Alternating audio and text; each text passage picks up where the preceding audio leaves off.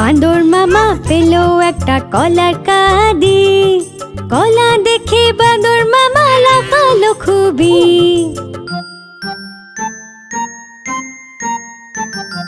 তাড়াতাড়ি কলা ছাড়ালো বাঁদর মামা রে।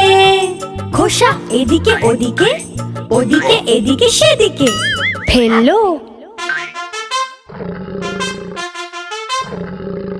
বড় টুকরো মুখে ঢুকিয়ে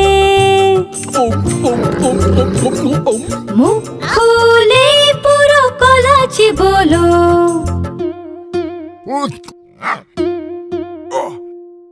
এক টুকরো গলায় আটকে হলো মুখটা লাল নীল। ভালুক দাদা তখন বাঁদর মামার পিঠ চাপড়ে জল খাইয়ে বোঝালো ওকে, মুখে খাবার কখনো বেশি নিও না, ছোট টুকরো নেবে, মুখ বন্ধ করে চিবোবে।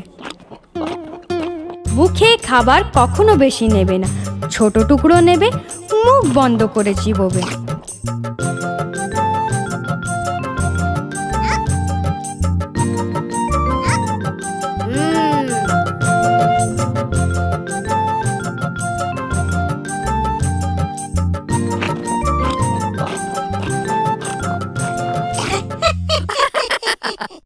আমি বাঁদর মামা হব না, আমি ছোট টুকরোই নেব আর মুখ বন্ধ করেই চিবোবো আর খাবার না ফেলার চেষ্টা করব।